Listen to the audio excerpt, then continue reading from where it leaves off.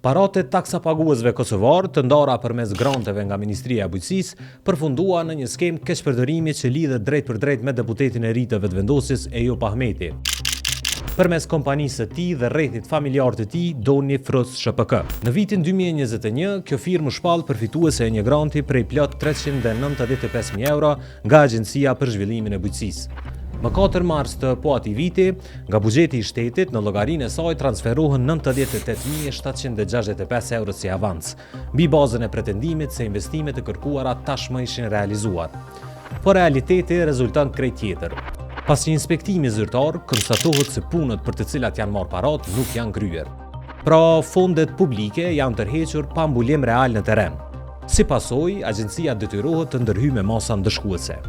Përmes një vendimi zyrtar të siguruar nga Vox Kosova, kompanisë Doni Froc i kërkohet kthimi i mjeteve të përfituara padrejtësisht, por përgjigja mungon dhe paratë nuk kthehen. Nuk përfundon me kaq. Për shkak të parregullsive dhe moskthimit të mjeteve, Agjencia për Zhvillimin e Bujqësisë e përjashton për 3 vite nga çdo program mbështetës kompaninë e Ahmetit.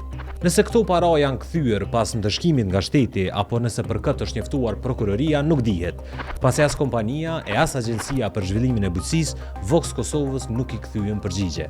Dhe sikur të mos mjaftonte kjo, një skemë ngjashme del në pa edhe jashtë Kosovës. Në Shqipëri, mediat raportojnë se i njëjti deputet, përmes po të njëjtës kompani, ka keqpërdorur rreth 1.2 milion euro grante, mjete që tashmë shteti shqiptar po kërkon t'ia kthejë.